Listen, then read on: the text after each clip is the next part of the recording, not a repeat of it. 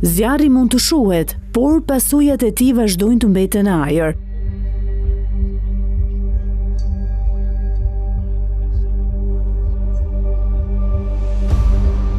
Në perëndim të Athinës, banorët e zonave të prekura nga zjarret po përballen jo vetëm me shkatrimin e pyjeve dhe banesave, por edhe me një kërcënim më të padukshëm.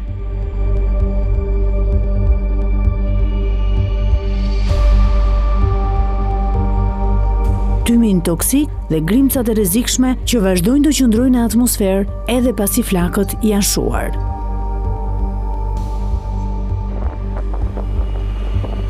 Zjarret që kanë përfshirë disa zona të Greqisë janë favorizuar nga temperaturat e larta dhe vala e të nxehtit që ka goditur Evropën jugore.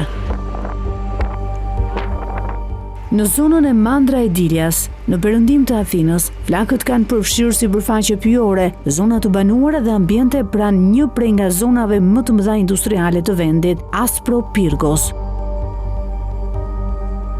Kjo ka arritur shqetësimin për shëndetin e banorëve, pasi përveç tymit që shkaktohet nga djegja e pyjeve, në ajër mund të shlirohen edhe substanca të dëmshme nga djegja e materialeve industriale. Për disa banor, kjo situatë nuk është vetëm një problem mjedisor, por një kërcënim i drejt për shëndetin. Sotiris Lioris jeton në zonën e prekur dhe vuan nga problemet të zemrës dhe mushkërive. Në shtëpinë e tij, maska mbrojtëse dhe ilaçet janë gjithmonë pranë, ndërsa mjeku i ka kërkuar të shmang ekspozimin ndaj tymit të zjarreve. Sa i përket frymëmarrjes, më merret fryma dhe më shfaqen rrajë të shpejta të zemrës, madje mund të dëgjoj dhe rrajë të zemrës.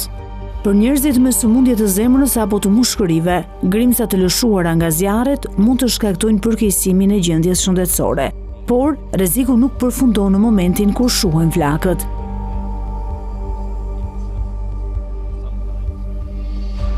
Zjarret pyjore mund të përhapen në zona të banuara, por edhe në fabrika, magazina dhe qendra riciklimi, duke e bërë ndotjen e ajrit edhe më komplekse dhe më të rrezikshme. Mjekët paralajmërojnë se grimcat e imta që shlirohen gjatë zjarreve mund të mbeten në ajër për ditë, javë apo edhe më gjatë. Ato janë të padukshme për syrin, por mund të depërtojnë në sistemin e frymarrjes dhe të ndikojnë veçanërisht tek personat më të ndjeshëm. Pikërisht për këtë arsye, autoritetet lokale theksojnë se një zjarr nuk duhet parë vetëm si një emergjencë që përfundon me fikjen e flakëve.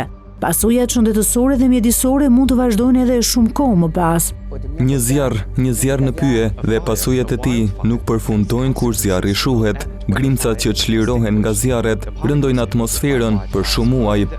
Armodios Drigos është njëkohësisht kryetari i bashkisë në Mandra e Dilia, por edhe mjek kardiolog. Duke trajtuar shumë banor të zonës, ai thotë se efektet e ekspozimit ndaj tymit të zjarreve mund të shfaqen edhe pas përfundimit të situatës emergjente. Pamjet nga zonat e prekura tregojnë për masat e dëmit, pyje të djegura, mjete emergjence në terren, ndërhyrje nga ajri dhe përpjekje për të kufizuar përhapjen e flakëve. Por për te dëmit që shihet me sy, një tjetër betejë vazhdon në heshtje, mbrojtja e shëndetit të njerëzve që jetojnë në këto zona.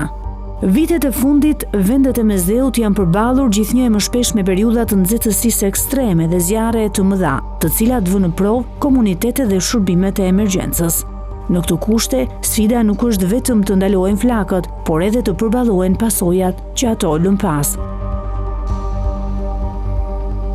Në Greqi, betejë kundër zjarreve nuk përfundon me shuarjen e tyre. Për banorët e prekur, rikthimi në normalitet kërkon kohë, ndërsa ajri që thithin vazhdon të mbajë gjurmët e një katastrofe që nuk shihet gjithmonë, por që ndihet çdo ditë.